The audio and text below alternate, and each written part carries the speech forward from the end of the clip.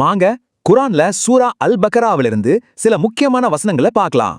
இப்போ நீங்க பாக்குறது தான் அந்த வசனங்கள் அதோட அசல் அரபு மொழியில.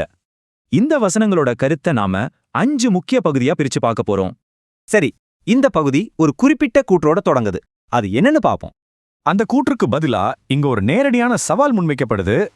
அவங்க சொல்றது உண்மையா இருந்தா மரணத்தை விரும்பி கேட்கட்டும்னு ஒரு சவால்.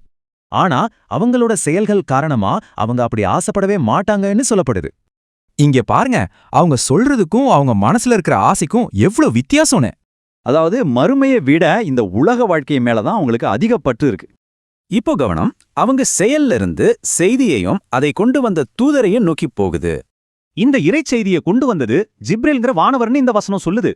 ஜிப்ரீலுக்கு எதிரியா இருக்கிறது கடவுளுக்கு எதிரியா இருக்கிற மாதிரி தானே இது சொல்லுது. இதுல யாரு நண்பன் யாரு எதிரின்னு ஒரு தெளிவான கோடு வரையப்படுது பாருங்க. தெளிவான சான்றுகள் வந்த பிறகும் சிலர் அதை ஏத்துக்க மறுக்கறாங்கன்னு சொல்லப்படுது. இதுல கொடுத்த வாக்கையும் செஞ்ச உடன்படிக்கைகளையும் மீறத பத்தி பேசப்படுது. இதே மாதிரி தான் புதுசா ஒரு தூதர் வரும்போதும் நடக்குது. தெரிஞ்சே வேதத்தை முதுகுக்கு பின்னால தூக்கி எறிகிற மாதிரி ஒரு சக்தி வாய்ந்த காட்சி இது. அப்ப பாருங்க, மனசுல ஆரம்பிச்ச ஒரு விஷயம் எப்படி வெளிப்படையான நிராகரிப்புல முடியுதுன்னு. நாம நம்புறதுக்கும் நாம செய்யறதுக்கும் உண்மையிலே என்ன சம்பந்தம்? இதுதான் இந்த பகுதி எழுப்புற கேள்வி.